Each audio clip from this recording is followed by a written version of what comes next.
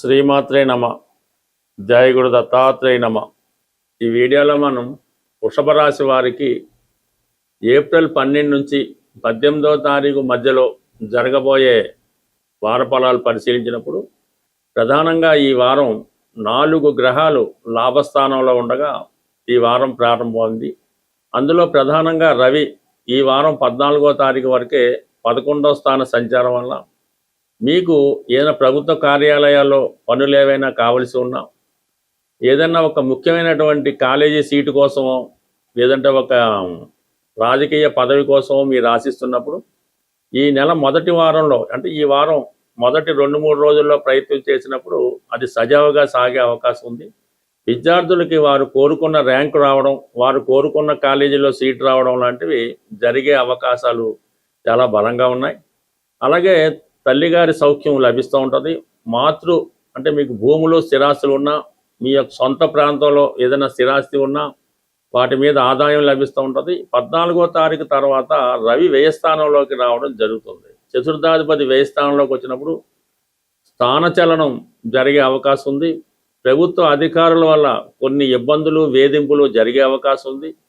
సడన్గా మీ కుటుంబంలో ఎవరో ఒకరికి అనారోగ్య కారణంగా హాస్పిటల్ సందర్శించడం, వారికి వైద్యం చేయడం జరిగే అవకాశం ఉంది. అలాగే సడన్గా మీరు ప్రయాణం చేయవలసి ఉంటుంది ఈ వారంలో. అలాగే 11వ స్థానంలో బుధగ్రహ ప్రవేశం ఈ వారంలో. మరి ధన పంచమాధిపతిగా లాభస్థితి వల్ల మీ యొక్క స్పెక్యులేషన్ సంబంధించినటువంటి మీ ఆలోచనలు సరైన కార్యరూపం దాలుస్తూ ఉంటుంది. అలాగే మీరు చాలా కాలంగా చేద్దామన్నటువంటి ప్రయత్నం ఈ సమయంలో చేయడం జరుగుతుంటుంది.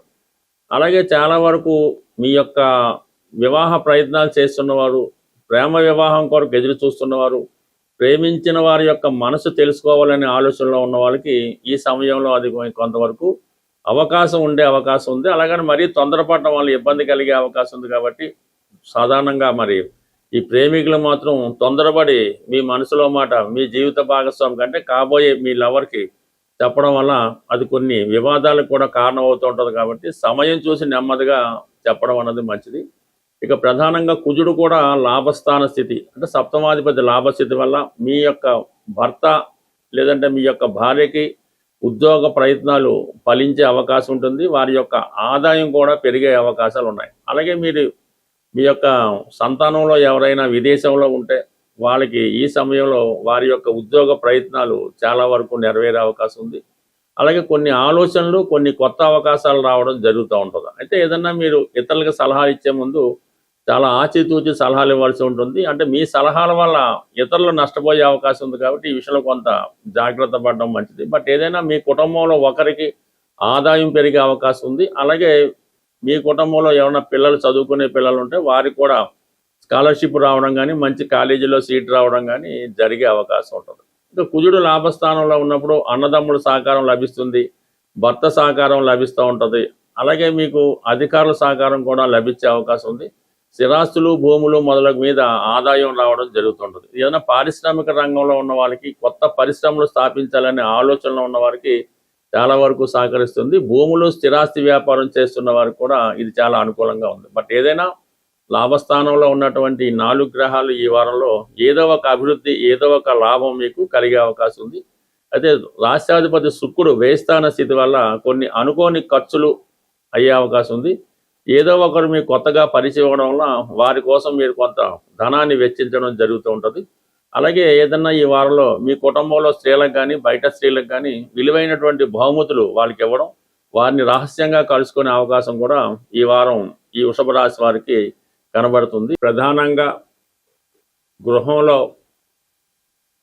శుభకార్యాలు ఎంత కష్టపడినా వాయిదా పడడం జరుగుతూ ఉంటుంది. ఇంట్లో ఒకరికి సరైనటువంటి సత్సంబంధాలు లేకపోవడం, ఇంటి అవసరాలకి తేవలసినటువంటి వస్తువులు కానీ, సదుపాయాలు కానీ సమకూర్చడంలో విఫలం అవుతూ ఉంటారు. అందరూ సంపాదిస్తుంటారు, ఎవరు బాధ్యత తీసుకోరు. ఆ ఇంటి ఇళ్ళాలు సతమతం అవుతూ ఉంటారు. ఇలాగా ఈ గృహ పరిస్థితి అల్లుకల్లోలంగా ఉన్నప్పుడు ఒక చక్కని పరిష్కార మార్గం ఇది చాలా సక్సెస్ఫుల్గా రావడం జరిగింది. ఇది చాలా నమ్మకంతో చేయవలసి ఉంటుంది. ఒక మంచి శుభ్రమైనటువంటివి న్యూ స్టాకులో ఉన్నటువంటి పసుపు కొమ్ములు ఒక 111 తీసుకోవాలి. పసుపు కొమ్ములు చిన్న సైజు లాంటి మీడియం సైజు తీసుకోవాలి. వాటితో శుక్రవారం రోజు లక్ష్మీ అమ్మవారికి అష్టోత్తరంతో పూజ చేయవలసి ఉంటుంది. ఈ పసుపు కొమ్ములు 108 నామాలతో అమ్మవారికి పూజ చేసి అమ్మవారి ముందు ఉంచాలి. తర్వాత అవి ఒక చక్కని గట్టి దారంలో ఆ దారాన్ని కూడా పసుపు రాసి పవిత్రమైనటువంటి మనసుతో ఈ పసుపు కొమ్ములు అనేవి ఒక మాలగా కట్టవలసి ఉంటుంది.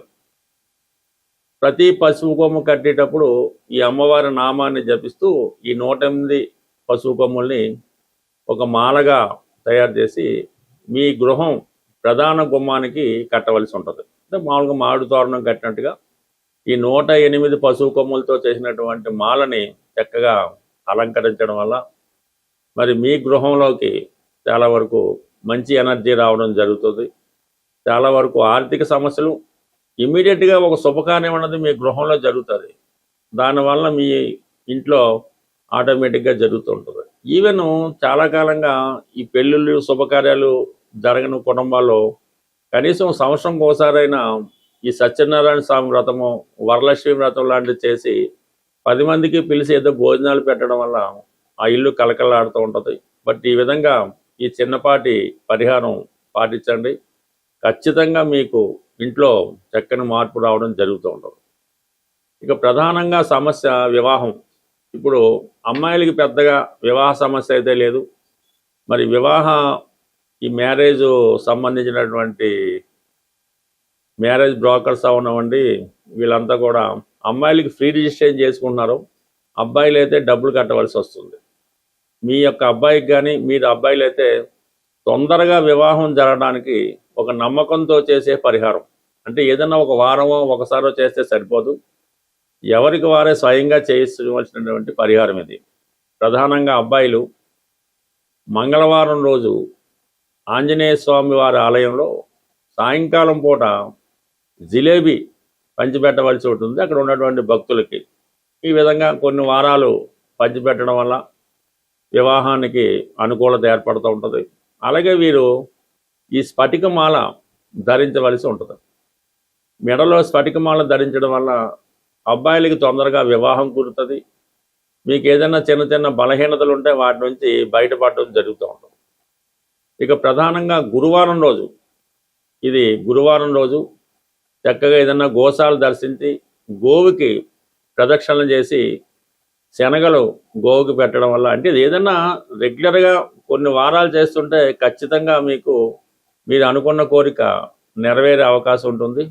ఇవన్నీ కూడా చాలా కాలంగా పాత పరిహారాలు మళ్ళీ మర్చిపోయి ఇప్పుడిప్పుడే మళ్ళీ కొత్తగా అమల్లోకి రావడం జరుగుతుంటుంది. బట్ ఏదైనా అన్ని సమస్యలకి పరిష్కారం రెగ్యులర్గా మీరు హనుమాన్ చాలీసా పారాయణ చేయడం కానీ, సుందరకాండ పారాయణ చేయడం కానీ, రామాయణం ఈవెన్ టీవీలో కూడా ప్రతిరోజు రామాయణం వినడం వల్ల ప్రధానంగా నిరుద్యోగ సమస్య పరిష్కారం అవుతుంది. పిల్లల యొక్క అభివృద్ధి, వారి యొక్క సక్సెస్ మీరు చాలా వరకు చూడడం జరుగుతుంటుంది. ఏదైనా దైవాన్ని మించినటువంటిది అంటే ఇటువంటి రాముడు, సూర్యుడు ఇవన్నీ మనకి తొందరగా అనుగ్రహాన్ని ఇచ్చే దేవతలు. స్వస్తి.